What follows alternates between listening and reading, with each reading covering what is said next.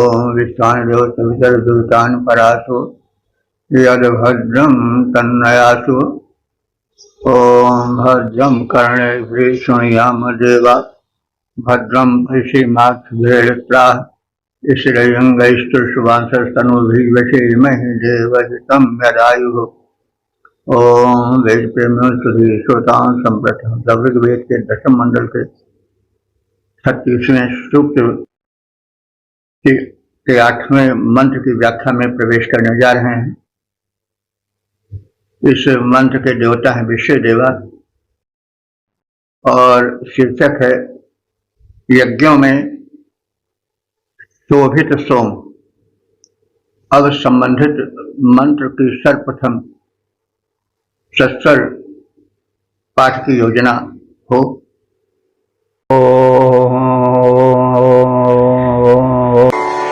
अपाम्पेरुं देवधन्यं भरामहे देवाव्यं सुहवमध्वरश्रियम् स्वरश्मिं सोममिन्द्रियं यमेमहि तद्देवानामवो अद्यावृणीमहे। इस 8वें मंत्र में सोमरस सोम देवता की प्रार्थना की जा रही है। ऊर्जा रूप उन सोमदेव के अनुकूलता विषयक कथन है। अपाम पेरुम, ये जो सोम देवता हैं ये अपाम, अपाम माने जल के, पेरुम माने पालक है, यानी जो रसीय द्रव्य है उसमें शेष लाने वाले, उसकी रक्षा करने वाले, पालन पोषण करने वाले ये सोम देवता हैं। जीव धन्यम, ये प्राणियों को धन्य बनाने वाले हैं। देवा वयम सुहवम, देवों के यह तृप्तिकारक हैं,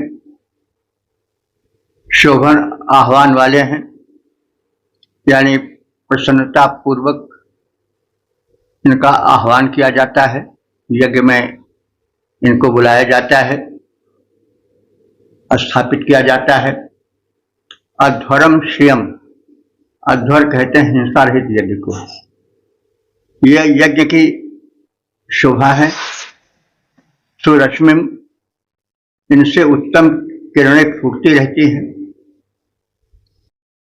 और ऐसे सोम देवता को भरा में है, माने हम आवाहन करके उनसे संरक्षण की कामना करते हैं।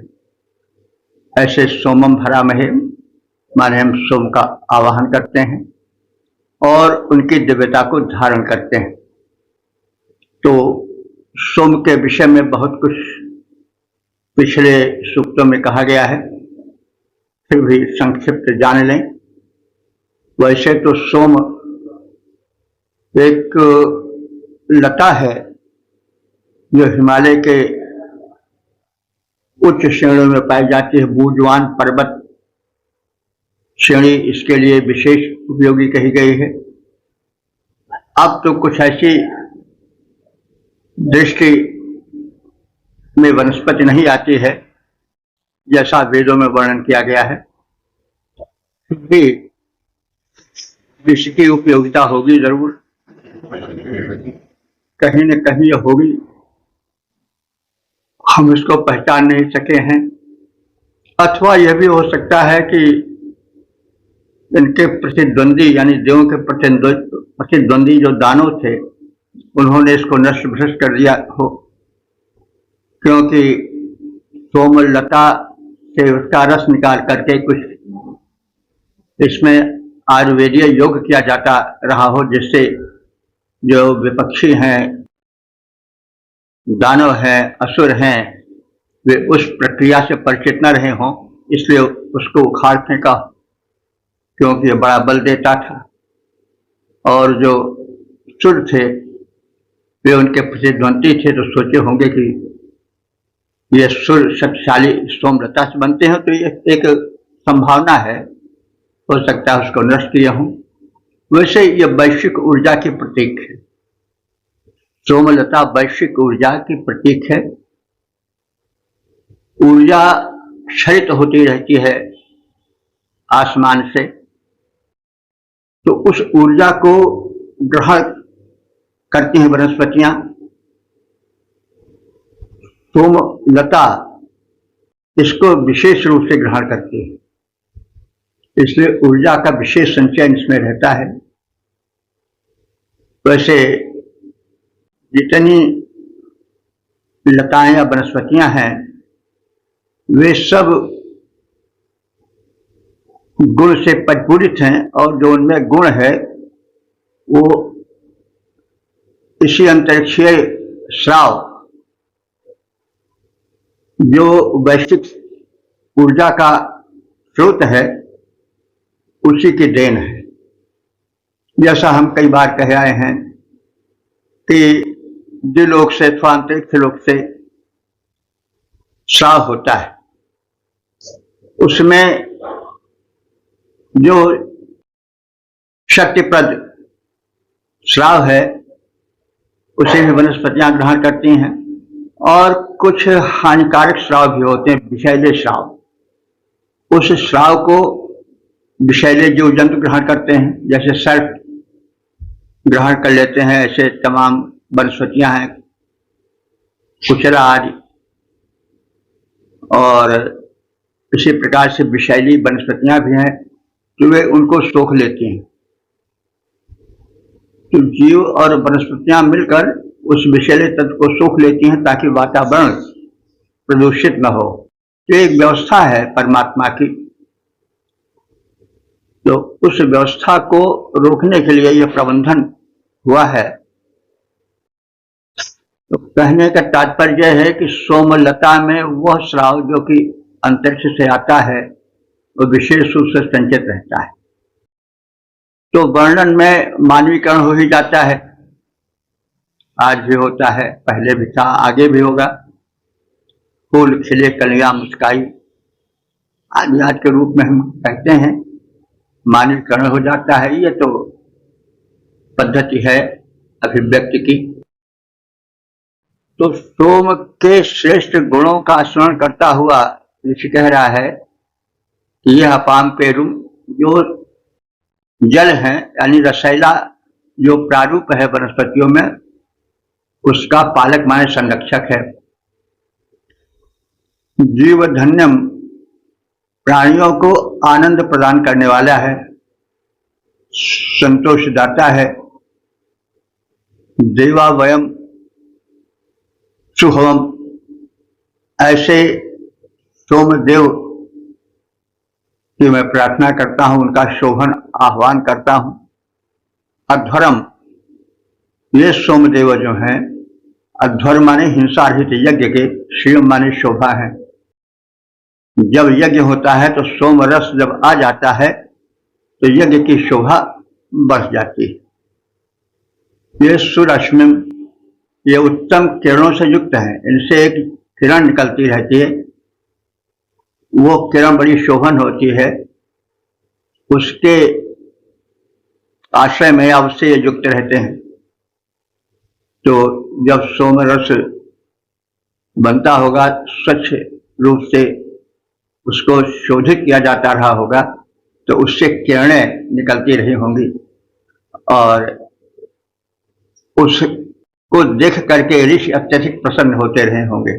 किरणें का मतलब हुआ उससे एक आभा टपकती रही होगी परिशोधित सोम से, वही बात कही जा रही है। तो सोमम भरा में है, ऐसे सोम को, सोमरस को हम यज्ञ में धारण करते हैं, यज्ञ में स्थापित करते हैं। तो जलों के संरक्षक, प्राणियों को सुख संतोष प्रदान करने वाले, यज्ञ की शोभा तथा श्रेष्ठ रश्मिधारी सोम को हम धारण करते हैं, उनको यज्ञ भूमि पर लाते हैं, उनसे हम शक्ति प्राप्ति की कामना करते हैं। शक्तिशाली पदार्थ ही तो शरीर में शक्ति ला सकते हैं, जिनमें कुछ तत्व है ही नहीं। वो शरीर को तत्व क्या देंगे, शक्ति क्या देंगे। तो सोम जो है वो शक्ति संपन्न है और उस शक्ति की कामना ऋषि करते हैं अथवा यज्ञ करने वाले करते हैं, सभी भक्तगण करते हैं। सभी देवों से आज हम संरक्षण की कामना करते हैं। तो देवम अवहा वेणीमहे, हम देवों के आवाहन को स्वीकार करते हैं, उसको हम बार बार आवाहन के माध्यम से यज्ञ को परिपूरित करते हैं। तो वह सोम जो जल रक्षक सुखदायक है, यज्ञों की शोभा बन आते। जो सोम जल रक्षक सुखदायक, यज्ञों की शोभा बन आते। जो श्रेष्ठ रश्मिधारी, उन सोम द्वारा हम सुख पाते। उनसे हम शक्ति प्राप्ति करते, सदैव ही पूरे इच्छाएं रक्षण की करते। सभी देव वृंदों से हम प्रार्थनाएं। ओम 10, 36, 9 देवता विश्वदेवा शिवशक्ति संरक्षण की कामना। अब संबंधित मंत्र का सर्वप्रथम सत्तर पाठ हो जाए।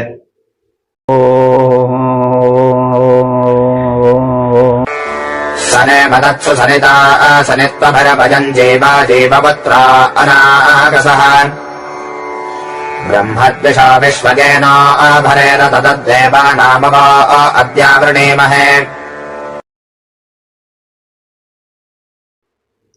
इस 9वें मंत्र में यह प्रार्थित है कि हम और हमारे पुत्र परिवार वाले दीर्घजीवी हों, हमारा जीवन शुद्ध हो, अपराध रहित हो, हम स्तुतियों में देवाराधन में जीवन बितावें। जो नास्तिक हैं, ईश्वरीय सत्ता में विश्वास नहीं रखते हैं, वे समाज में ना रहें। हम देवों से उनके शुभ संरक्षण की कामना करते हैं। तो ये है भाव इस मंत्र में पिरोया गया है। जीवपुत्रा, जीवपुत्रा माने हम दीर्घजीवी हों और हमारे पुत्र भी दीर्घजीवी हों, क्योंकि अल्पायु एक दोष है। यह पाप के कारण है, उत्पन्न होता है। पाप की परिभाषा बड़ी व्यापक है। खान पान, चिंतन आदि सब इससे संबंधित हैं। हमारा चिंतन, हमारा दैनिक जीवन का कार्यक्रम, रहन सहन सबसे संबंधित है पाप कर्म। यदि हम निर्धारित शास्त्रों की सीमा का उल्लंघन करते हैं तो हम पाप के अधिकारी हो जाते हैं। यह लक्ष्मण रेखा ऐसा है कि भाई इसके भीतर आप रहोगे तब तो सुरक्षित रहोगे, और उस रेखा को पार करोगे तो रावण हरण कर लेगा। का मतलब हुआ जो विपरीत शक्तियां हैं, जो जीवन को नष्ट करने वाली शक्तियां हैं, जो जीवन नहीं देने देती, वे सब हावी हो जाएंगे। तो इस संदर्भ में कहा जा रहा है कि जीवपुत्रा, हम लोग अपने पुत्र पौत्रों समेत दीर्घ जीवन पाए। अनागसा, आगस कहते हैं पाप को, और अनागस माने पाप रहित। हम पाप रहित जीवन बिताएं। जीवा वयम हम अपने जीवन द्वारा संयम माने नियम पूर्वक जीवन बिताएं, देव शक्तियों की आराधना करें, स्तुतियां करते रहें। ब्रह्मदशा, इसके विपरीत जो व्यक्ति हैं, जो ब्रह्म यानी परमात्मा से द्वेष रखते हैं, अर्थात परमात्मा की सत्ता को मानते ही नहीं, एनः, जो पाप कर्म में विलीन रहते हैं, जो पाप कर्म में संलग्न रहते हैं, एन कहते हैं पाप को। तो जो नास्तिक हैं और पाप कर्मों में संलग्न रहते हैं, ऐसे लोग नष्ट हों। देखिए, पाप कर्म इसलिए भी होते हैं कि हम जीवित को ही देखकर संतुष्ट हो जाते हैं। हमारी दृष्टि भौतिकवादी होती है। हम ये नहीं मानते हैं कि कोई ऐसी शक्ति है जो हमारे कर्मों को, कुकर्मों को देख रही है। तो ऐसी स्थिति में पाप होना स्वाभाविक है। जो व्यक्ति यह सोचता है कि कोई देख रहा है हमारे कर्मों को, तो ऐसी स्थिति में कुकर्म नहीं होने पाते हैं। ऐसा न करो भैया, भगवान दंड देंगे। कोई देखने वाला देख रहा है तो स्वाभाविक है, जब तक व्यक्ति किसी सत्ता में विश्वास करता है, जैसे लोग कहते हैं भाई कुकर्म करोगे, सरकारी व्यवस्था, पुलिस आदि आएंगे और तुमको पकड़ ले जाएंगे। वहां तक तो हम भय से युक्त होकर के ऐसा कर्म जो नियम के विरुद्ध है नहीं करते हैं। लेकिन तमाम ऐसी बातें हैं जिसके लिए सरकार की तरफ से कोई कानून नहीं है। जैसे आप जो चाहो खाओ, तो उसके लिए कोई सरकारी व्यवस्था नहीं कि आप चाट क्यों खा रहे हो, आप तला भुना क्यों खा रहे हो, आप जो खाना चाहिए वो क्यों नहीं खा रहे हो, जो नहीं खाना चाहिए वो क्यों खा रहे हो। इसके लिए तो कोई व्यवस्था है नहीं। लेकिन इसके लिए व्यवस्था है ऊपर वाले की, परमात्मा की। आप छल कर रहे हो, कपट कर रहे हो, चोरी कर रहे हो, सीनाजोरी कर रहे हो, ऐसा कपट जाल बुन रहे हो कि सरकार की व्यवस्था में हो ना आवे। और इस प्रकार से यह नहीं विश्वास करते हो कि ऊपर वाला देख रहा है। तो जो ऊपर वाला या ऊपर वाले की दृश्य में विश्वास नहीं रखते हैं, वो छल कपट धूर्तता करते रहते हैं। कानून से तो बच जाते हैं, लेकिन ऊपर वाले के कानून से नहीं बचते हैं। ऐसे लोग नास्तिक कहलाते हैं। ना अस्ति, वो नहीं है, यानी कोई नहीं है, जो चाहो सो करो। तो ऐसे लोग जो हैं वो समाज में अव्यवस्था फैलाते हैं, वे नास्तिक हैं। तो यहां ऋषि कह रहा है कि जो द्वेषी नास्तिक हैं, पाप करते हैं, वे नष्ट हो जाएं। तो ये नास्तिक एक बहुत बड़े रोग हैं समाज के, क्योंकि कानून के लंबे हाथ होते हुए भी वहां तक नहीं पहुंच सकते हैं जो तमाम कुकर्म होते हैं। किसी को सताना हुआ, किसी को कष्ट देना हुआ, तो सब जगह तो नहीं कानून पहुंच सकता है। तो लोग इसलिए मनमानी करते हैं। लेकिन जो आस्तिक हैं, यानी ईश्वर पर विश्वास रखते हैं, वे ऐसा नहीं करते हैं, क्योंकि वहां केवल भगवान ही देखते हैं, वहां कानून नहीं पहुंच पाता है। तो जो व्यक्ति आस्तिक हैं, ईश्वर पर जीवित विश्वास रखते हैं। देखिए, विश्वास भी दो प्रकार का होता है। एक जीवित विश्वास होता है, एक अधमरा विश्वास होता है। तमाम लोग जाते हैं, कहीं प्रसाद चढ़ाए, कहीं कुछ कराए, कहीं दर्शन कराए, तो समझते हैं कि हम पाप मुक्त हो गए। लेकिन वे यदि कुकर्म करेंगे तो उनको कोई दंड देने वाला है जो दंड देगा। केवल पूजा से ही काम नहीं चलेगा। जो पूजा ही करके संतुष्ट जाते हैं उनका विश्वास ईश्वर पर जीवित विश्वास नहीं होता। तो जीवित विश्वास होना चाहिए। उस जीवित विश्वास की ओर ऋषि संकेत कर रहे हैं कि नास्तिक जो है वो समाज से नष्ट हो जाए, क्योंकि नास्तिक ईश्वर पर विश्वास नहीं करता है तो भाई उसके लिए तो कोई दंड बना नहीं है। और जो नास्तिक है वह मनमानी करता है, किसी को सताता है, किसी का अपहरण कर लिया, फिर उसके बाद वहां कानून नहीं पहुंच पाता है, वो अपने धूर्तता से काम कर ले जाता है, क्योंकि यह नहीं सोचता कि इसके अतिरिक्त कोई और देखने वाला है। तो इस तरह से समाज में तमाम कुरीतियां फैल जाती हैं। लोग छल कपट प्रपंच आदि कर लेते हैं, करते रहते हैं। तो इस कारण से उस ईश्वरीय व्यवस्था में एक खलल पड़ती है।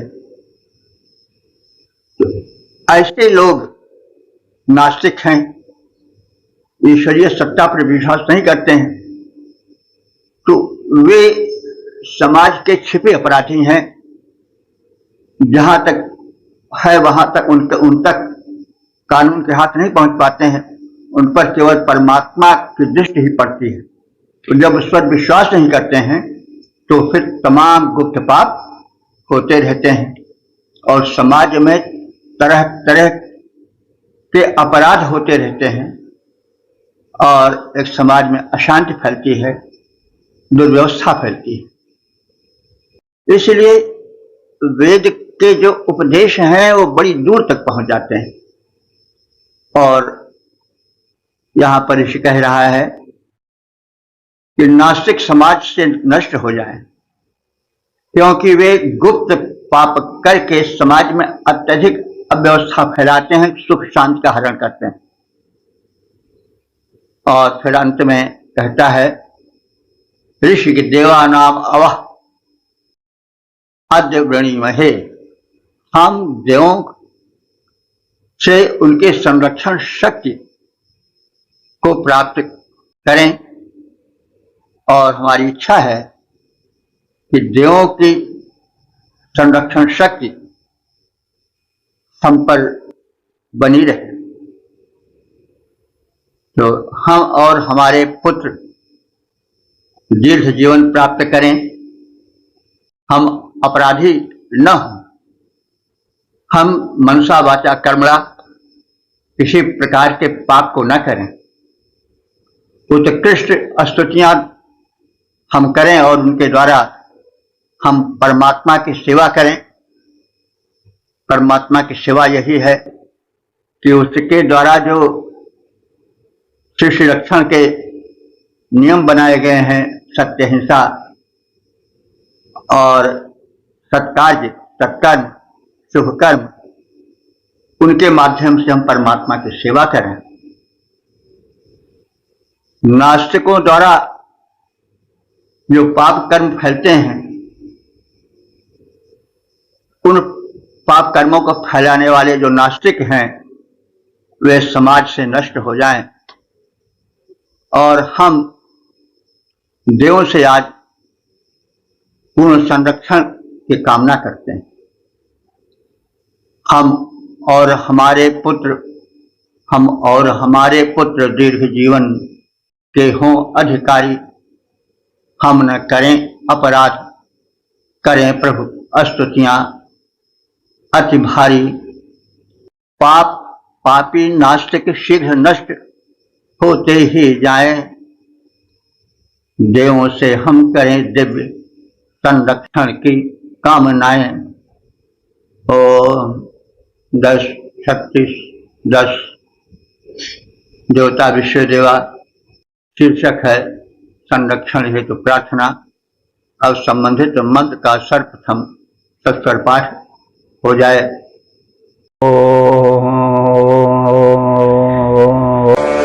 ये स्थावनार्यज्ञयास्ते शृणातन यत्नो देवा इमहे तद्ददातनान् जयत्रम् कृतम् रजमद्वेन वत्यशस्तद्देवानामव अद्यावृणीमहे।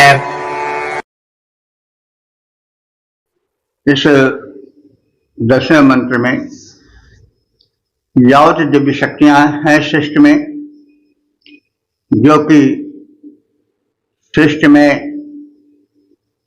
शुभ का प्रचार करते हैं और जो अशुभ कर्मी हैं उनको दंडित करते हैं। वे शक्तियां हमारा कल्याण करें। वे सूक्ष्म हैं और प्रकट भी हैं। वे हमें और हमारी संतानों को सुखी बनावें। तो देव शक्तियों की प्रार्थना के क्रम में कहा जा रहा है कि देवा, हे देव। देव कौन है? दानात देवा, जिनसे हम दान पाते हैं। दान का क्या मतलब हुआ कि जीवन दान पाते हैं। जैसे सूर्य देव हैं, वे हमें जीवन देते हैं, प्रकाश देते हैं। अग्निदेव हैं, वे हमें प्रकाश भी देते हैं, ऊर्जा देते हैं। जो वायुदेव हैं वे हमें जीवन देते हैं। वे भी जल देवता है, वे जीवन तो साक्षात जीवन रूप हैं। तो इस प्रकार से दिव्य शक्तियां हैं। इन्हीं दिव्य शक्तियों के बल पर हम जीवन पाते हैं।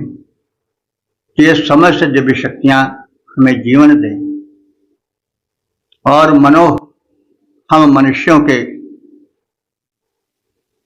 जो है अभिलाषाओं को पूरी करें।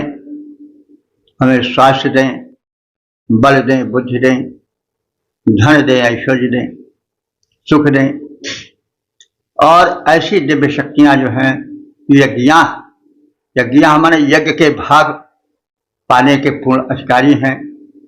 यज्ञ जब होता है तो उसमें देवों के भाग होते हैं। तो देवों के भाग का मतलब हुआ कि देवों के भाग बटे होते हैं। मंत्र में कहा जाता है कि इदम इंद्राय नमः स्वाहा, इदम बृहस्पते नम मम, ओम बृहस्पते स्वाहा।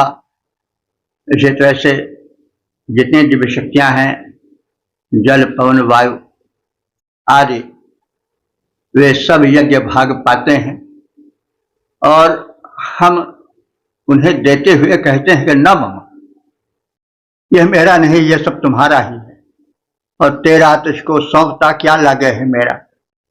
तो भाई तुम्हारी ही तो देन है। यह जीवन, हमारी समस्त वस्तुएं मेरी नहीं है, न मम, तो मैं तुम्हें दे रहा हूं। तो अहंकार रहित यह प्रदान बड़ा उत्तम होता है। तो उसी संदर्भ में कहा जा रहा है कि जिया, हे देव, तुम यज्ञ भाग पाने के पूर्ण अधिकारी हो और श्रृणोतन, हमारी प्रार्थनाएं सुनो। जयत्रम, और हम जयशील बने। इस जीवन संग्राम में हमें विजय मिले। जीवन एक संग्राम है और उस संग्राम में हम विजयी होते रहे। अरे हमको पल पल पर तो जूझना पड़ता है, कभी अपनों से, कभी परायों से, कभी रोग के कीटाणुओं से, कभी प्राकृतिक आपदाओं से। यानी अगणित क्षेत्र हैं, अगणित विषय हैं जिनसे हमको जूझना पड़ता है। तो एक या दो तो बहुत हैं। जब तमाम हमें विरोधी घेरे हों तो उनका सामना कर पाना बिना दैवी सहायता के नहीं हो सकता। रोग घेरे है, शोक घेरे है, अपने पराये सब समस्याएं पैदा कर रहे हैं। चारों ओर से हम कष्ट पा रहे हैं, रोग से, शोक से, अपनों से, परायों से, न जाने कितने क्षेत्र हैं। तो उन सबसे तो अकेले निपटना बड़ा मुश्किल है।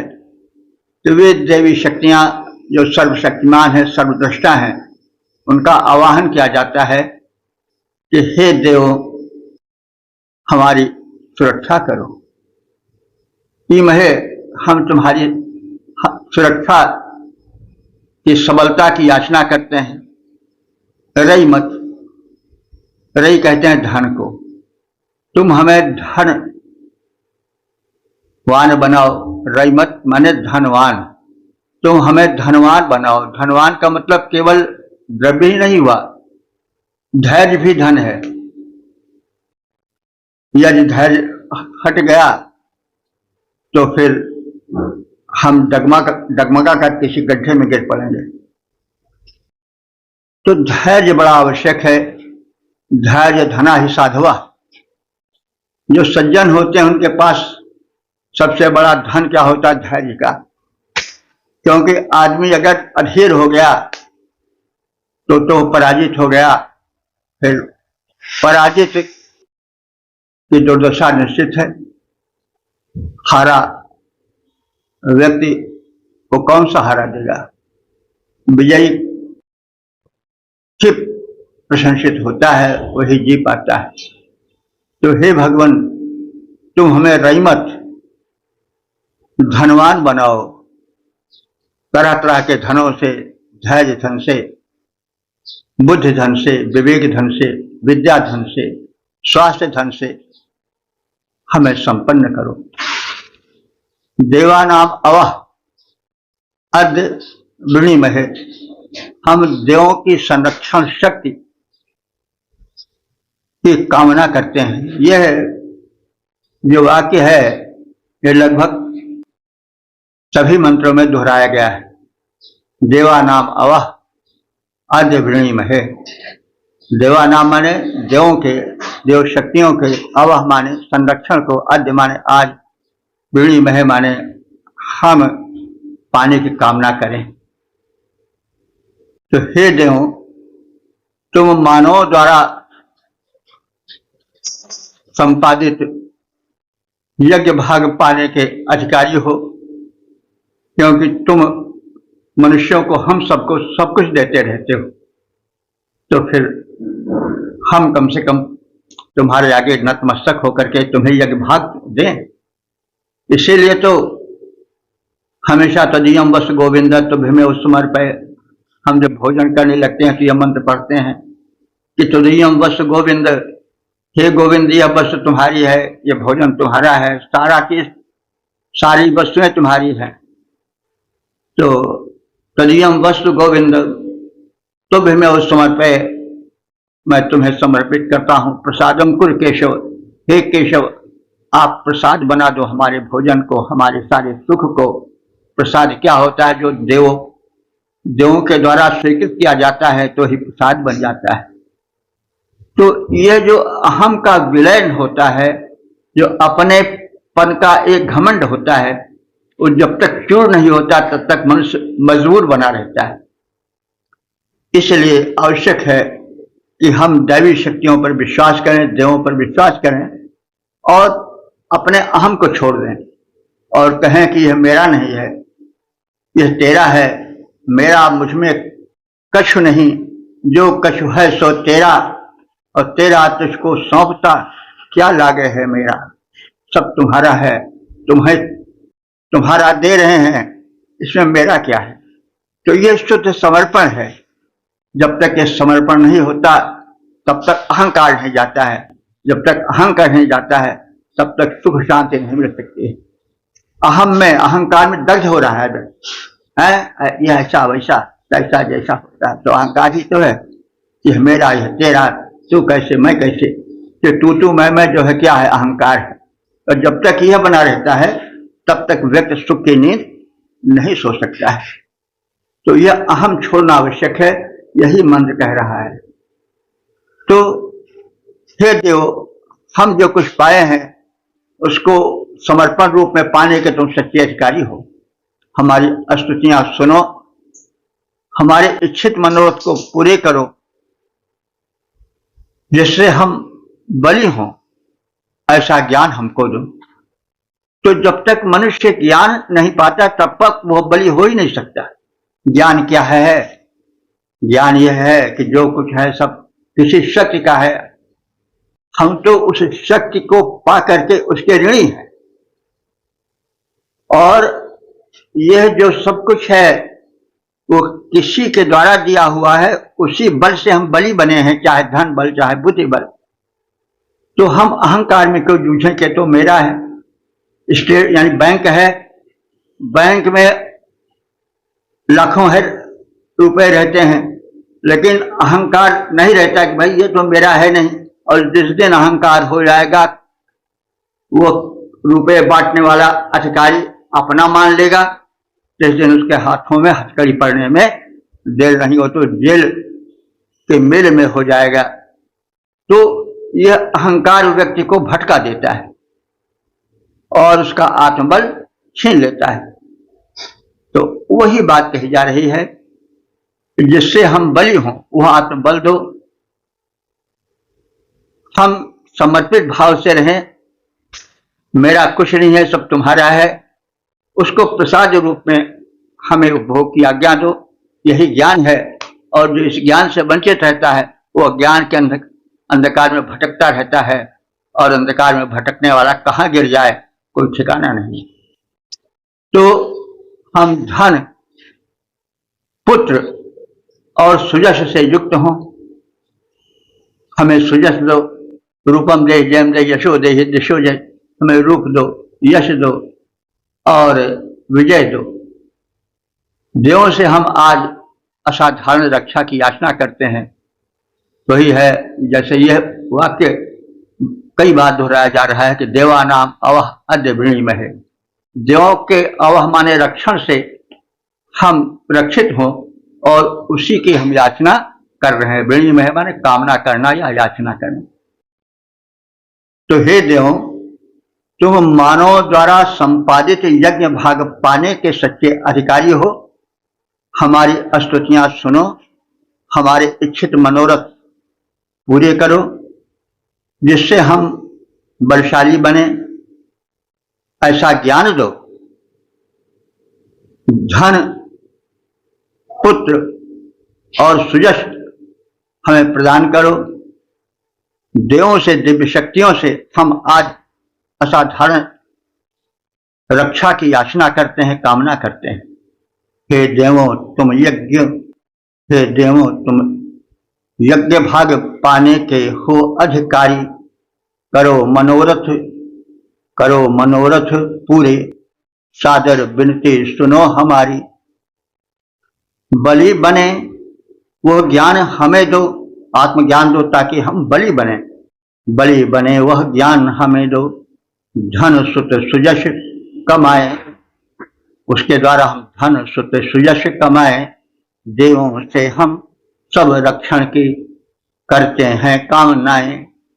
ओम 10, 36, 11 देवता विश्व देवा शीर्षक संरक्षण हेतु प्रार्थना। अब संबंधित मन का सर्वप्रथम सस्वर पाठ हो जाए।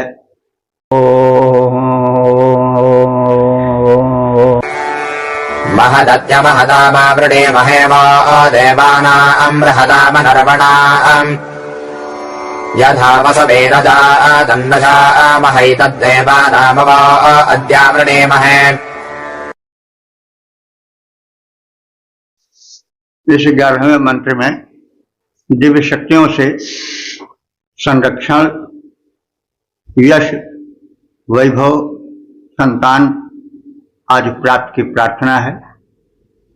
अद्य माने आज, जब हम आपसे प्रार्थना कर रहे हैं तो महताम माने श्रेष्ठ, बृहताम माने व्यापक, अनर्वणाम माने परांगमुख, देवानाम माने देवों से, यानी परांगमुख न होने वाले देवों से।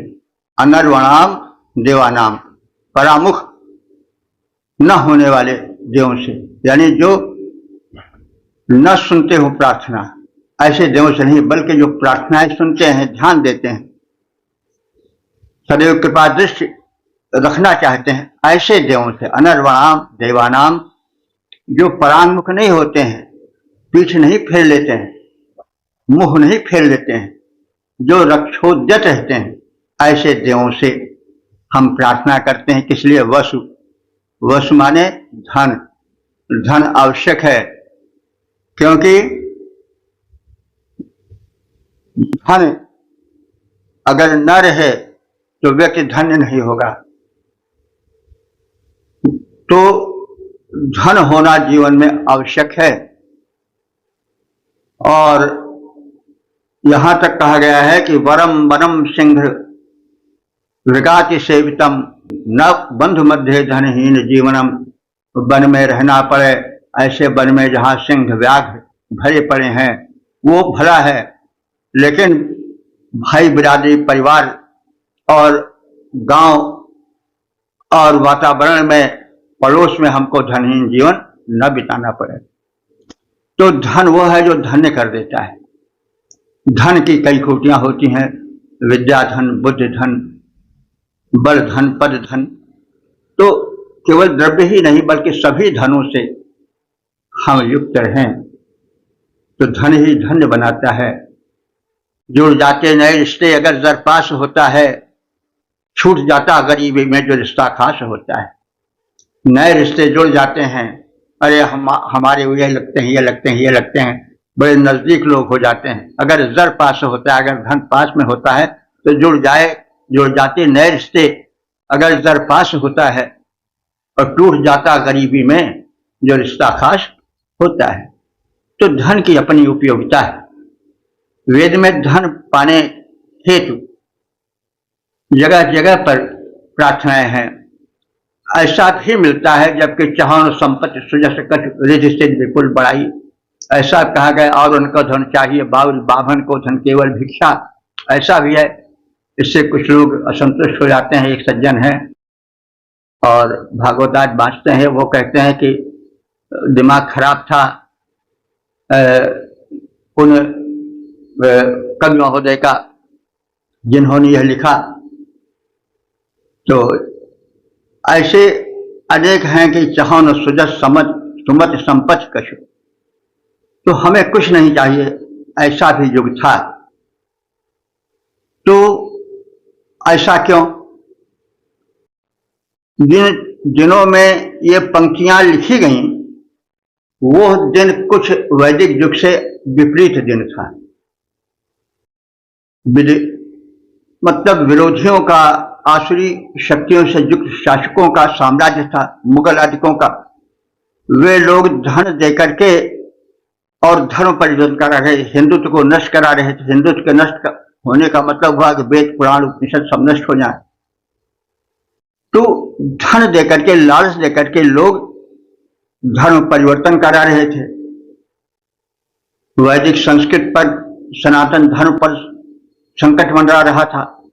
तो ऐसे समय में धन विचलित कर रहा था। तो लोगों ने यह कहा, तुलसीदास जी आदि सब आप कवियों में सब कहते हैं मुझे धन नहीं चाहिए, हेतु रहित अनुराग राम पद, बस राम के प्रति अनुराग हो, बस यही हम चाहते हैं। और जड़ हो तो संपत्ति सब कुछ, मतलब एक नहीं अनेक हैं कि हमें बस भक्ति का धन दो और कोई धन हमको नहीं चाहिए। जड़ हो तो संपत्ति सुजस सब, और चहन रिधि सिद्धि विपुल बड़ाई, मैं कुछ नहीं चाहता हूं। तो ये सब उस युग की उक्तियां हैं जब धन एक अभिशाप बन करके समाज में आ रहा है। तो इसलिए अर्थ करते समय समाज को भी ध्यान में रखना पड़ता है।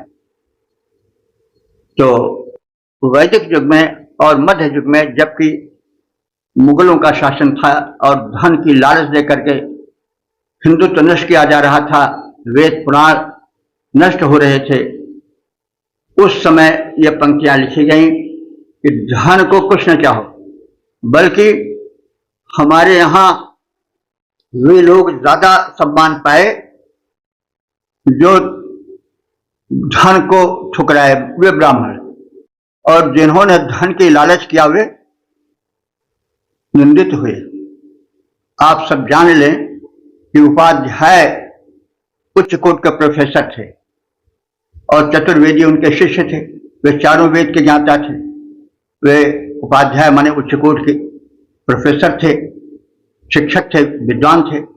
लेकिन इन दोनों ने, गुरु शिष्यों ने क्या किया? धन की कामना की।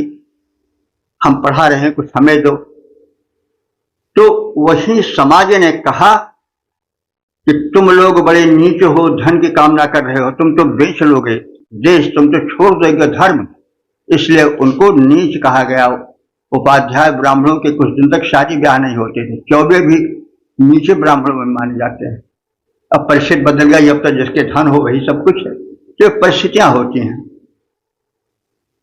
तो एक है प्यासी ब्राह्मण माने जाते हैं, मिश्र होते हैं, वो बड़े पूज्य माने जाते हैं, क्योंकि पय माने होता है दूध और वाशी माने खाना। तो जो दूध को ही भोजन मानते थे और गाय पाल करके कहीं तराई में, कहीं दुर्गम स्थान में रह लेते थे, तो वे बड़े ऊंचे ब्राह्मण माने गए, क्योंकि उन्होंने धन को ठुकराया। क्यों? क्योंकि धन जो था उस युग का अभिशाप था। धन के लोभ में लोग विधर्मी हो जाते थे। तो ये मान्यता है एक युग विशेष की। लेकिन परिस्थिति बस मान्यता बदलती रहती है। भाई हम कोट पहने हैं ठंडी में, तो गर्मी में भी हम कोट पहने नहीं, गर्मी है तो हम उसको उतारें, कोई ऐसे बस पहने जो मतलब गर्मी ना उपजाएं। तो ये युग परिस्थितियां बदलती रहती हैं और उस स्थिति में मान्यताएं भी बदलती जाती हैं। तो इस सत्य को इतिहास के दर्पण में देखना चाहिए। तो वैदिक युग की मान्यताएं जो थीं वे अपनी थीं, बाद में मान्यताएं बदलती रहीं।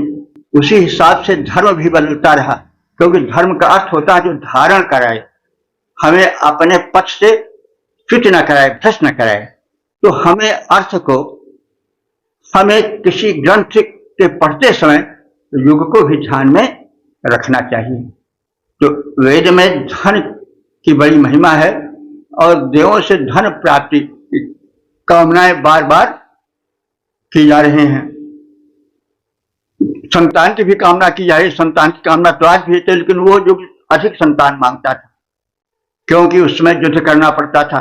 परिवार में जितने संपन्न होते थे, पुत्र होते थे, भाई होते थे, चलो आगे जमीन पर कब्जा करना, ये हुआ वो हुआ, दुश्मनों से सामना करना हुआ तो हम इतने आदमी हैं, निपट लेंगे। आज युग बदल गया है। आज तो संतान लोग नहीं चाहते हैं, चाहते हैं तो एक या दो चाहते हैं, क्योंकि युग परिवर्तित होता है, उसके हिसाब से परिस्थितियां भी परिवर्तित होती हैं। तो साहित्य में युग मतलब है प्रतिबिंबित होता है। जो दर्पण साहित्य है वो दर्पण होता है। साहित्य में उस युग की मान्यताएं छिपी हुई होती हैं या प्रत्यक्ष होती हैं। तो दर्पण जैसे शीशे में प्रतिबिंब स्पष्ट हो जाता है, जिसे हम नहीं देख पाते हैं अपने मुख को, लेकिन शीशे में हम देख लेते हैं। तो दर्पण होता है साहित्य युग विशेष का। तो वेद भी एक साहित्य है, उसमें युग जो है वो दर्पणायित है, यानी युग जो है वो प्रतिबिंबित हो रहा है। तो हम साथ साथ अर्थ के उस युग को भी देखें और चारों ओर से उस सत्य को समझें जो मंत्र में या किसी साहित्य विशेष में छिपा हुआ है। तो देवानाम अद्य आवाह वृणीमहे, आज हम देवों के संरक्षण की प्रार्थना करते हैं। तो आज हम महिमा मंडित, व्यापक और अविचल इंद्रादि देव शक्तियों से याचना करते हैं कि वे हमें धन वैभवान बनावें, हमें संरक्षण प्रदान करें, हमें वीर संतानें दें और हमारी अभिलाषाएं पूर्ण हों। आज हम देव शक्तियों से श्रेष्ठ संरक्षण की प्रार्थनाएं करते हैं। महिमावान अचल व्यापक जो देव शक्तियां सारी, उन इंद्रादि देवों से हम करते विनय हैं, सारी देवों से करते हैं हम संरक्षण की सार्थक याचनाएं। ओम 10, 36, 12 देवता विश्व देवा शीर्षक उत्कृष्ट संरक्षण हेतु प्रार्थना और संबंधित मंत्रों का सर्वप्रथम सस्वर पाठ हो जाए।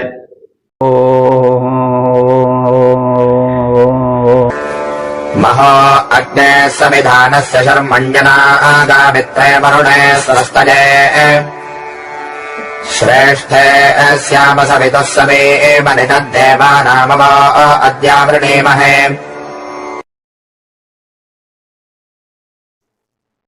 इस बार हमें मंत्र में सूर्य, अग्नि, वरुण, मित्र आदि देवताओं से संरक्षण की प्रार्थनाएं हैं। वे हमें सुख और सौभाग्य दें, ऐसी विनय है। देखिए, ये देव सब कुछ देखते हैं। हम गुप्त से गुप्त पाप करें, छिप कर पाप करें, लेकिन सूर्य से हम उस पाप को छिपा नहीं सकते हैं, अग्नि से उस पाप को छिपा नहीं सकते हैं, वायु से उस पाप को छिपा नहीं सकते हैं। तो इसलिए हमें पाप किसी अवस्था में नहीं करनी चाहिए। हम पुण्य कर्म करें तो भले देश दुनिया ना जाने, लेकिन जो देव शक्तियां हैं, अग्नि है, सूर्य है, वायु है, सूर्य आदि ये सब जितने देव शक्तियां हैं, ये सब उसको भी देखती रहती हैं। और जो जीव है, मनुष्य है, वो मनुष्य के उन सब कर्मों का, शुभाशुभ कर्मों का फल देती रहती हैं। लोग यही समझ लेते हैं कि कोई देख थोड़े रहा, हमने जेब काट करके धन प्राप्त कर लिया, लेकिन देव तो सर्वत्र हैं, उनसे आप छिप कर कहाँ जाओगे? किसी न किसी रूप में वो फलित होगी। अच्छे कर्म भी फलित होंगे और बुरे कर्म भी फलित होंगे। तो इसी छाया को लेकर के, इसी विचार को लेकर के यह मंत्र कहा जा रहा है कि अग्नि, वायु, मित्र, वरुण आदि देव हमें सुख सौभाग्य दें। तो संविधान समय प्रज्वलित अग्निदेव, महाअग्नि, महान अग्नि के शर्मण श्याम, हम उनके प्रदत्त आनंद में जीवन बिताएं। अनागाह माने हम निष्पाप होकर जीवन बिताएं। स्वस्थ हम कल्याण प्राप्त करते रहें और कल्याण प्राप्त के लिए हमारी उद्यम स्वस्थ कल्याण के लिए। सती शनि मन हम सर्वोत्कृष्ट इन देवों के शासन में रहें। मित्र वरुण स्वस्थ श्रेष्ठ श्याम, हम मित्र देवता, वरुण देवता के निरपराध, यानी उनके शासन में, उनके दृष्टि में हम निरपराध होकर जीवन बिताएं। सवितु शनिमहि, हम सविता देव के सर्वोत्कृष्ट अनुशासन में रहें। तो इन देवों को हम अपना संरक्षक, अनुशासन करता जाने। जब हम देवों के अनुशासन से अपने को अलग कर लेते हैं, तभी अनर्थ होता है। हम कुकर्म कर रहे हैं, हत्या कर रहे हैं, कत्ल कर रहे हैं, न जाने क्या क्या कर रहे हैं, और समझते हैं कोई देखने वाला थोड़े, फिर ये होते रहेंगे। लेकिन अगर ये जान लें कि सूर्य देवता देख रहे हैं, सविता देवता देख रहे हैं, अग्नि देवता देख रहे हैं, वायु देवता देख रहे हैं, तो हमसे कुकर्म नहीं होंगे, हम सत्कर्म करेंगे। तो ये कितना गूढ़ संदेश है। इसीलिए पिछले मंत्रों में कहा गया है, नास्तिक समाज के कोढ़ हैं, उनसे दूर रहो और हे भगवान उनको नष्ट कर दो। तो हम इन सर्वव्यापी देवताओं के अनुशासन में रहें और समझें कि यह हम पर शासन कर रहे हैं, यह हमारे सभी कृत्यों को देख रहे हैं। और फिर देवानाम अवह अद्य विणीमहे, हम इन देवों के संरक्षण की छाया में नित्य बने रहें, इनसे संरक्षण प्राप्त करें, इनको सर्वद्रष्टा माने और पुण्य कर्म हम करें, चाहे कोई जाने चाहे न जाने, लेकिन ये देव तो जानेंगे। इसलिए हम इनके संरक्षण में सदैव जीवन बिताएं और शुभ कर्म करें। यह हमें धन धान्य श्रेष्ठ पुत्र आदि प्रदान करें। प्रज्वलित अग्नि से हम महान सुख पाएं। अग्नि प्रज्वलित होती है तभी सुख मिलता है, तभी आहुति आदि उसमें डाली जा सकती है। हमारी जब जक्षाग्नि तीव्र होती है तब हम जो भोजन डालते हैं वो पचता जाता है। तो ये सब अग्नियां हैं। तो प्रज्वलित अग्नि, चाहे जक्षाग्नि प्रज्वलित हो, चाहे अन्य अग्नियां जो है वो प्रज्वलित हो, चाहे यज्ञवेदी की अग्नि हो, तो ये सब अग्नियां नेत्र में भी अग्नि है, नहीं जो दर्शन शक्ति है, दृश्य शक्ति है, वो क्या है, नेत्रों में वो अग्नि ही का रूप है। तो अग्नि प्रज्वलित होती है, पूर्ण रूप से सक्रिय रहती है, तो हमारा जीवन सुखी और सशक्त रहता है। तो प्रज्वलित अग्नि से हम महान सुख पाएं, मित्र और बड़ों के पास हम निरपराध होकर कल्याण पाएं, क्योंकि जो मित्र देवता है, सूर्य देवता है, जिनके कृत्यों को देखते हैं, वरुण देवता निशाचर कृत्यों को देखते हैं, तो हम कभी देवों की दृष्टि से नहीं बच सकते। तो इसलिए ऋषि कह रहा है कि हम इन देवों के संरक्षण में निरपराध जीवन बिताएं, कल्याण पाएं, हम सविता देवता के सर्वोत्कृष्ट शासन में रहें। आज हम देवों से उत्कृष्ट संरक्षण की कामना करते हैं। प्रज्वलित अग्नि से हम महान सुख पाएं, निष्पाप बने, हम मित्र वरों से मंगल तानित पाएं, सर्वोत्कृष्ट सविता शासन में जीवन सुखी बिताएं। आज स्वरों से करते हैं हम मंगल की कामनाएं। ओम 10, 36, 13 देवता विश्व देवा शीर्षक सत्कर्म हेतु प्रेरणा की प्रार्थना। अब संबंधित मंत्र का सर्व संस्कृत पाठ हो जाए।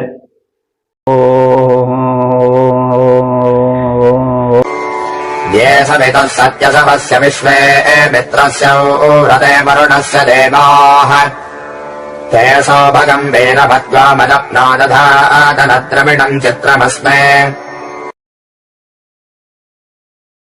इस 13वें मंत्र में व्रत पालक, व्रतों नियमों के नियंत्रक और उसके पालन में सहायक देव जो हैं वे हमें संपन्न बनाएं, तन से, मन से, धन से, स्वास्थ्य से हम गिरे न रहें, हम इन सबसे संपन्न जीवन गुजारें, जीवन बिताएं।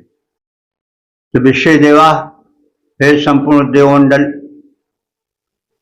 सत्य सवस्य सत्य के प्रेरक सवितु सविता देवता, मित्र वरुण देवता के व्रते माने निर्धारित कर्मों में हम संलग्न रहें, वीरवत वीर संतानों से हम युक्त रहें, गोमत गायों से संपन्न जीवन बिताएं, हमारे गौशाला में दुधारू गायें पर्याप्त मात्रा में रहें, द्रविड़म हम भांति भांति के धनों से परिपूरित हों, अश्मेध धातन हम हे देव आप द्वारा कथित समृद्धियां प्राप्त करते रहें। जो संपूर्ण देव सत्य कर्म के प्रेरक हैं, जो प्रेरणा देने वाले सविता देव हैं, जो मित्र देव हैं, जो वरुण देव हैं, ये सब निर्धारित नियमों को पालन कराने वाले हैं, उनके दृष्टा हैं, उनके सृष्टा हैं, उनके विधायक हैं, उनके नायक हैं। ये सब हमें वीर संतानें दें, हमें गोधन से परिपूर्ण करें, हमें भांति भांति की संपत्तियां प्रदान करें, हमें ज्ञान धन दें, हमें कर्म धन दें, हमें पूजा योग्य श्रेष्ठ संपत्तियां प्रदान करें एवं सत्कर्म की प्रेरणा हमें नित्य ही प्रदान करते रहें। तो यह जीवन को परिपूर्ण करने वाले तथ्य हैं। यदि कथित याचित वस्तुओं से जीवन संपूर्ण रहा तो ही पूर्ण जीवन होगा। तो जो वेद हैं वे यह नहीं करते कि चाहो न सुजति सुमत संपत्ति कछु रिधि सिद्धि विपुल बढ़ाई, तो हेतु रहित अनुराग राम पद बढ़े अनुदिन अधिकाई। तो वे सब सुजस सुमत संपत्ति चाहते हैं।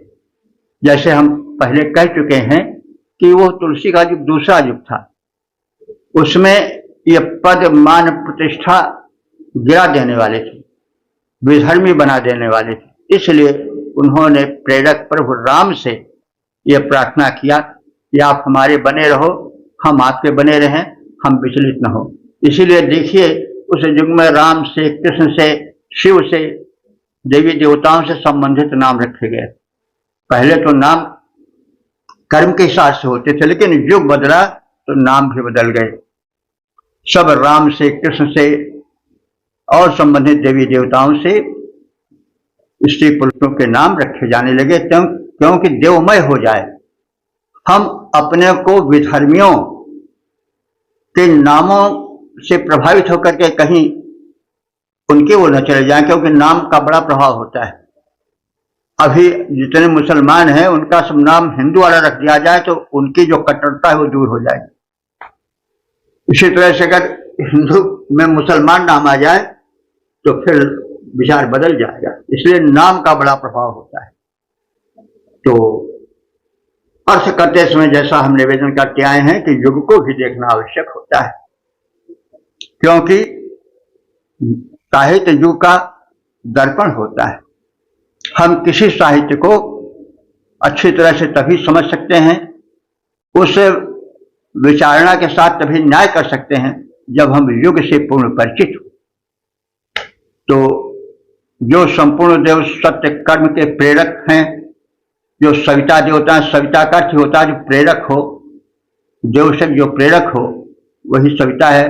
सूर्य भगवान का प्रारंभिक रूप जो उषा काल लाता है और जिसमें किरणें नहीं होती हैं, जो बिंब मात्र रहता है, वो सविता उस समय के जो सूर्य का रूप है उस सविता कहलाता है। और वही कर्म प्रेरित करता है, क्योंकि जैसे उषा काल आया, जैसे सूर्य का बिंब दृष्टिगत हुआ, वैसे सब कर्म में लग जाते हैं। तो एक प्रेरक हैं।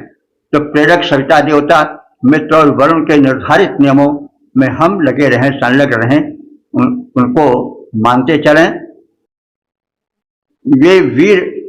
वे सब देवता हमको वीर संतानें दे, संपन्न जीवन दें, गोधन से युक्त संपत्ति, ज्ञान, धन, पूजा योग्य संपत्तियां यानी उत्तम उत्कृष्ट कोटि की संपत्तियां एवं सत्कर्म की प्रेरणाएं हमें नित्य प्रदान करते रहें।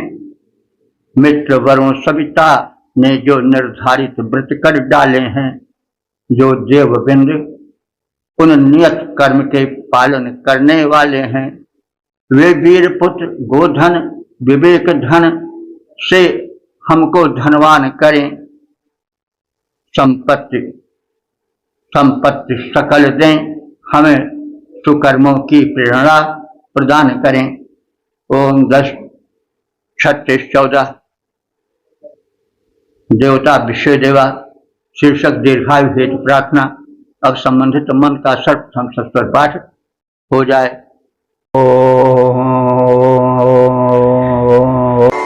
सविता पश्चादात् सविता पुरस्तात् सवितात्तरात्तात् सविता धरात्तात् सविता नः स्वपतु सर्वदा आदिं सविता नो रासदान् दीर्घमायोः। इस 14वें मंत्र में जो इस सूक्त के समापन का मंत्र है, उसमें सविता देवता जो कि कर्म के प्रेरक देवता हैं, वे हम सब आराधकों को सर्वत्र अभीष्ट प्रदान करें, सभी दिशाओं से हम कल्याण पाएं और वे देव प्रवर हमें दीर्घायु दें। तो ये सविता देवता पश्चात क्या पश्चिम दिशा, पुरस्तात् क्या पूर्व दिशा, उत्तरात् क्या उत्तर दिशा, अथरात् क्या दक्षिण दिशा, सभी दिशाओं से ये सविता देवता हमें सर्वताति माने अभिलषित वस्तुएं प्रदान करें, सुवत माने प्रेरित करें कि हम सत्कर्म में लगें, कर्मनिष्ठ जीवन बिताएं। और ये देवता सविता हमें दीर्घायु प्रदान करें। रासताम माने प्रदान करें दीर्घायु, रासताम हमको दीर्घायु प्रदान करें। तो जो प्रातः काल उठ जाते हैं ब्राह्म बेला में और कर्मनिष्ठ बन जाते हैं, उनकी आयु लंबी हो जाती है, क्योंकि उस समय का वातावरण जो है वो पूर्ण स्वच्छ होता है, वायु निर्दोष होती है, प्रदूषण रहित होती है, और वायु ही जीवन है। उसमें जो सांसें लेता है वो दीर्घायु पाता है, क्योंकि सांसें ही तो जीवन है। देखिए, मनुष्य जितनी गहरी सांस लेगा और जितनी कम सांस लेगा उतना ही दीर्घायु का भागी होगा। तो अब इस विज्ञान को तो हम कहेंगे तो समय लगेगा, कभी कहेंगे, लेकिन सविता देवता कर्म के प्रेरक देवता है। बिल्कुल सूर्य का प्रारंभिक रूप सविता देवता है। तो उनसे हम कामना कर रहे हैं कि वे हमारा कल्याण करें और सभी दिशाओं से कल्याण करें। पश्चात क्या पश्चिम दिशा है, पुरस्तात् क्या जो है वो पूर्व दिशा है, उत्तरात् क्या वो उत्तर दिशा है, अथरात् क्या वो दक्षिण दिशा है। सभी दिशाओं से सर्वताति माने हमें संपूर्ण अभिलषित दें, मनचाहा दें, और सुवत माने सत्कर्म के लिए प्रेरित करें, दीर्घायु हम दीर्घायु प्राप्त करें, रासताम माने वे हमें प्रदान करें।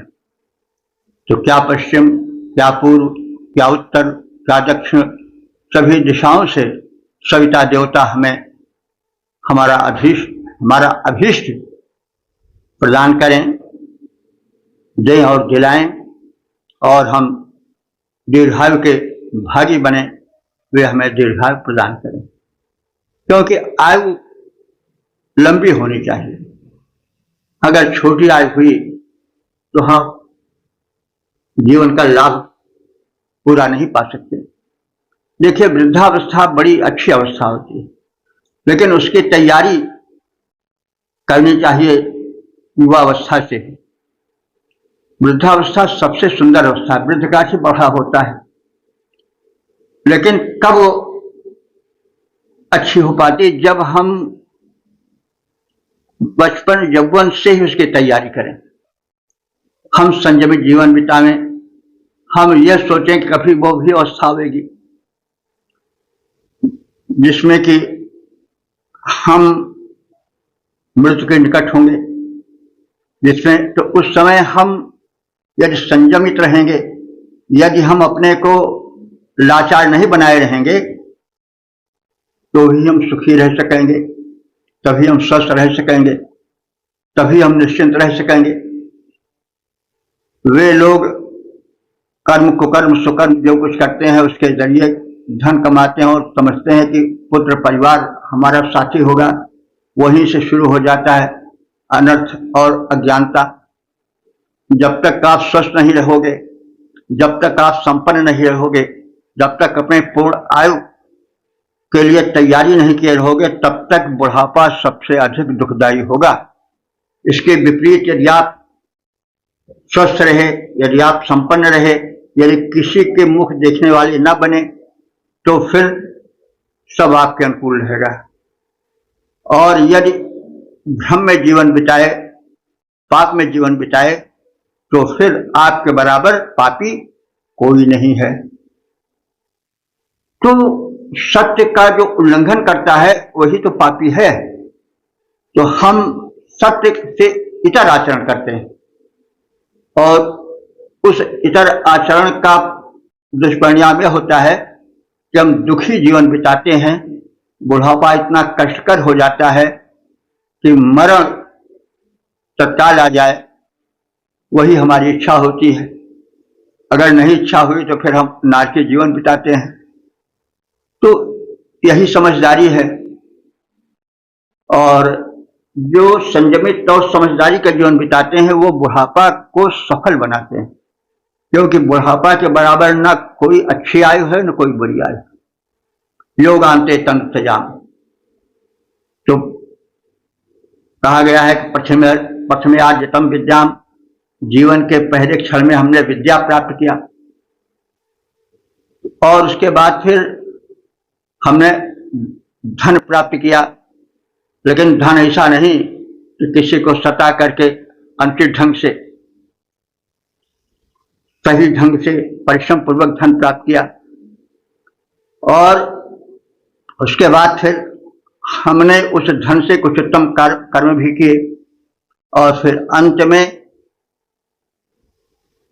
सकुशल समर्थ जीवन बुढ़ापे का बिताए और फिर योगांते तनु सजाम, योगाभ्यास द्वारा प्राणवायु को रोक करके अपने शरीर को छोड़ दिए। तो जीवन के प्रथम अवस्था में जिसने प्रथमे नार्जितम विद्याम, द्वितीय नार्जितम धर्म, तृतीय नार्जितम कर्म, चतुर्थ किम करिष्यति, जिसने जीवन के प्रथम अवस्था में विद्या नहीं पाई, द्वितीय अवस्था में धन नहीं कमाया, तृतीय नार्जितम धनम और तीसरी अवस्था में जो है वो धर्म नहीं प्राप्त किया, चतुर्थी किम करिष्यति, फिर चौथी अवस्था में क्या कर पाओगे जब अपंग हो जाओगे। प्रथमे नार्जिता विद्या, द्वितीय नार्जितम धर्म, तृतीय नार्जितम धर्म, चतुर्थे किम करिष्यति। तो यह संबंध, यह जीवन का बंटवारा है। प्रथम काल में विद्या अर्जित करो, दूसरे में धन अर्जित करो, तीसरे में धर्म अर्जित करो। ये भूल जाओ कि हम धन को संचित किए रहें, किसी शुभ कर्म में न लगाएं। तो वही शुभ कर्म में धन को लगाना वही धर्म है। और फिर अंत में इतना योग्य रखो कि प्राण को जब चाहो तब त्याग दो और तुम्हारे निकट कभी रोग शोक न आने पावे, तो वो बुढ़ापा सर्वोत्कृष्ट बुढ़ापा होता है। नहीं तो बुढ़ापा के बराबर दुखद अवस्था नहीं और बुढ़ापा के बराबर सुखद अवस्था नहीं, लेकिन इसकी तैयारी जीवन में पहले से ही करनी चाहिए। इसीलिए धर्म अर्थ काम मोक्ष हमारे यहाँ किया गया है। धर्म भी कमाओ, यानी धन भी कमाओ, धर्म भी कमाओ, धर्म अर्थ और काम, यानी दुनियादारी का आनंद भी लो। यह नहीं कि बस तेली के बैल के तरह घूमते रहो, दुनियादारी का आनंद भी लो। धर्म अर्थ काम और अंत फिर मोक्ष। मोक्ष माने इस जीवन से छुटकारा लो, लेकिन वो भी हंसते हुए। सुमन माल जिम कंठ से गिरत न जाने नाग, प्राण त्याग की यह आदर्श स्थित है कि जैसे हाथी के कंठ से फूल की माला टूट कर गिर जाए, हाथी को पता नहीं चला, वैसे प्राण निकले। तो यह नहीं कि रोते रुलाते हुए जाएं, प्रेम से निकलें और इस तरह से शरीर को छोड़ दें जैसे हाथी के कंठ से फूल की माला गिर जाए, हाथी को कुछ पता न चले। तो ये हमारे यहाँ मरण की स्थिति बता गई है और मरण को बड़ा ही सुखद बताया गया है। और यह बात जान लीजिए कि मरण दुखद तब होता है जबकि हमारा जीवन सही नहीं रहता है। तो ये हमारे यहाँ मरण की अवस्था। मरण यदि प्राकृतिक रहा तो कष्ट नहीं होगा, क्योंकि जो क्रिया प्राकृतिक होती है वो कष्ट नहीं देती है, जो क्रिया अप्राकृतिक होती है वही दुख देती है। तो जब प्राकृतिक ढंग से, अच्छे ढंग से, जैसा शास्त्रों में कहा गया है, किसी ने जीवन बिताया है तो वो पूर्ण जीवन है और वो उसका बुढ़ापा कभी दुख कर नहीं होगा। तो इस प्रकार से यह है यह वेदों का जो वाक्य है, वेदों के जो शिक्षाएं हैं उन सबको हम सुने और इस दशम मंडल के 36वें सूक्त के 36वें सूक्त के 14 मंत्रों का हमने संक्षिप्त परिचय प्राप्त किया। अब तक ले जो मंत्र संख्या हो चुकी है वो 9178 हो चुकी है। ये भगवत कृपा है। वेद के संदेश कितने गूढ़ हैं, कितने व्यवहारिक हैं, ये हम सब देखते आ रहे हैं। वेदाध्ययन में, वेदों के प्रचार प्रसार में हम अपना जीवन लगाएं, ये बड़ा भारी पुण्य कार्य होगा। तो इस प्रकार से हम एक शुभ कार्य में आगे लगे रहें और लोगों को प्रेरित करें। इस 36वें सूक्त में विश्व देवों की प्रार्थना की गई।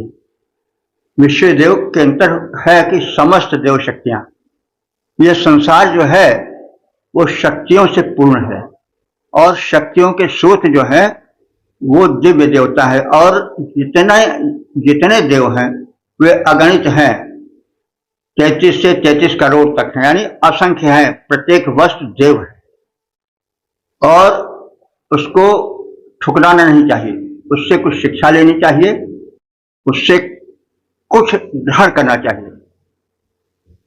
पथ की ठोकरों तुम्हें शत शत प्रणाम, तुमने हमें आंखें खोलकर चलना सिखा दिया। यानी ठोकर लगना बुरी चीज है, लेकिन उसको भी अच्छा मानना चाहिए, क्योंकि उससे यह शिक्षा मिली कि भाई आंखें खोलकर चलो, नहीं तो ठोकर लगेगी और गिर जाओगे। तो इसी तरह से संकट भी एक अच्छी चीज है। जब अनुचित व्यवहार होता है तो वह भी किसी हद तक कल्याणकारी होता है, उससे शिक्षा लेनी चाहिए। आंखें खोलकर चलने की वह प्रेरणा देता है। तो वही राह की ठोकरों तुमको शत शत नमन, क्योंकि तुमने हमें आंखें खोलकर चलना सिखा दिया। तो जितने देव हैं सब दिव्य हैं, सब शिक्षा देते हैं। जो ठोकर है वो कोई जीवित तो नहीं है, लेकिन उसमें भी दैवी प्रेरणा है। तो जो कुछ है वो सब देवमय है। हम सबको माने, किसी को निरादित न करें। देव शक्तियां अनंत हैं। हम किसी को ऊंचा किसी को नीचा न समझें, सबके प्रति समभाव रखें और सबको नमन करें। अब इन्हीं शक्तियों में से जो ज्यादा प्रचलित है वो क्या है? जल क्षिति पावक गगन समीरा, पंच रचित है अधम शरीरा। हमारा जो शरीर है देव शक्तियों से निर्मित है। नहीं, जल से शरीर में 3 भाग जल का है। क्षित माने पृथ्वी से, ये पार्थिव शरीर तो है ही है, मिट्टी का हर मिट्टी में मिल जाएगा। जल क्षित पावक अग्नि हमारे शरीर में प्राण बनकर ऊर्जा बनकर संचलित हो रहा है। वो नेत्रों में है, जठराग्नि में है, उष्मा में है। जल क्षित पावक अग्नि तत्व, गगन आकाश तत्व भी हमारे शरीर में है।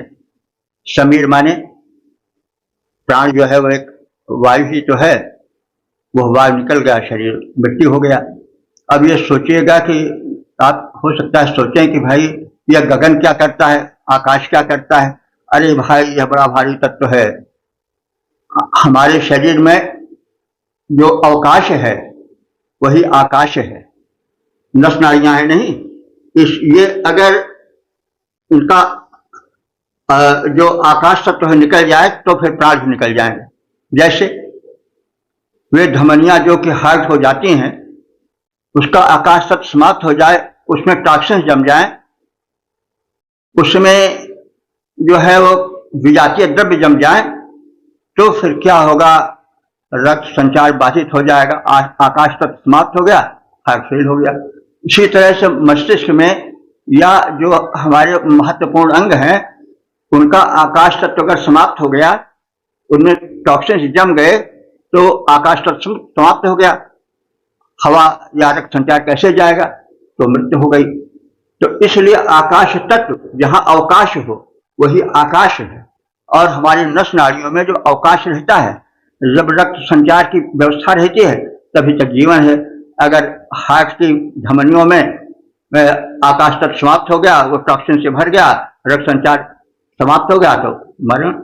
उसी तरह से मस्तिष्क में अन्य जितने अंग हैं वो सब अगर आकाश तत्व से क्षीण हो जाए तो वहीं तुरंत भयंकर रोग हो जाएगा। शरीर कष्टित हो जाएगा, डॉक्टर के यहाँ दौड़ना पड़ेगा, अंत में ऑपरेशन होगा, जो कुछ हो, बहरहाल प्राण नहीं रहेंगे या कष्ट से भर जाएंगे और फिर प्राण देवता हमारा साथ छोड़ देंगे, वायु देवता निकल जाएंगे, उनके साथ आत्मा या जो कुछ है वो भी सब चला जाएगा, शरीर मुर्दा बन जाएगा, उसको देखना लोग नहीं पसंद करते हैं, उसको खा के सुपुर्द किया जाएगा। तो कहने की यह मतलब है कि ये सारी देव शक्तियां आकाश हुए, जो पार्थिव शरीर पृथ्वी है उससे शरीर बना है, जल स्थित पावक गगन समीरा पंच रचित अधम शरीरा। तो शरीर में कुछ तत्व होते हैं वे क्षीण हो जाते हैं तो रोग हो जाता है, जैसे 12 वो माने गए हैं मतलब तत्व, इसमें होम्योपैथी में उसी की शाखा बायोकेमिक, तो ये 12 प्रकार के लवण होते हैं। ये शरीर में जब तक सम रहते हैं तब तक रोग नहीं होता, जब सम विषम हो गए यानी समता खत्म हो गई तो एक प्रकार का लक्षण प्रतीत होता, वही रोग है। तो उस नमक को यानी उस पदार्थ को पूरित कर दो दवाओं से, रोग ठीक हो जाए, एक सिद्धांत उनका है। तो कहने का मतलब ये सब तत्व जो हैं वो प्रकृति के ही तो हैं, उनका नाम कुछ दे दिया जाए। तो कहने का मतलब प्रकृति है क्या? यही वायु है, यही जल है, यही पृथ्वी है, यही वनस्पतियां, वनस्पतियां भी तो पृथ्वी के तत्व से बनी, आकाश तत्व आदि उसमें है, उसमें समाये हुए हैं जल आदि तत्व। तो कहने का मतलब इन्हीं पंच तत्वों से, और पंचतत्व भी देवत्व हैं, और जितने भी पदार्थ हैं जिनको हम देव माने हैं, वैदिक वांग्मय में जिनको देवता किया गया है वे ही तो जीवन के आधार हैं। इसलिए जो यह पूजा पद्धति है जिसको हम वैदिक धर्म मानते हैं वही सबसे वैज्ञानिक है, वही जो है वह वैश्विक है, वही एक रूप से मान्य है। तो इस सत्य को समझ करके हम वैदिक धर्म और वेदों के मर्म को समझें और अपने जीवन को धन्य बनाएं, संसार का कल्याण करें। क्योंकि वैदिक तथ्यों के भीतर प्रविष्ट होकर जब तक हम चिंतन नहीं मनन नहीं करेंगे तब तक हमारा चिंतन मनन अधूरा रह जाएगा। वैदिक मंत्र बड़े वैज्ञानिक हैं और सार्वभौम हैं। तो यह दृष्टि रखकर हम वेदोपासना करें, वेद के मंत्रों का ज्ञान प्राप्त करें। केवल पाठ ही पर्याप्त नहीं है।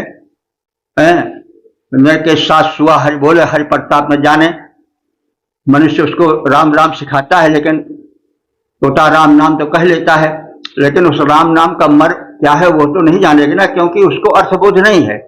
इसलिए वैदिक मंत्रों का केवल उच्चारण पर्याप्त नहीं है, उसके अर्थ को जब तक नहीं जानेंगे तब तक हम अनर्थ से नहीं बच सकेंगे। तो इसी प्रार्थना के साथ, इसी कथन के साथ, ओम सर्वे भवन्तु सुखिनः, सर्वे सन्तु निरामयाः, सर्वे भद्राणि पश्यन्तु, मा कश्चित् दुःख भाग् भवेत्।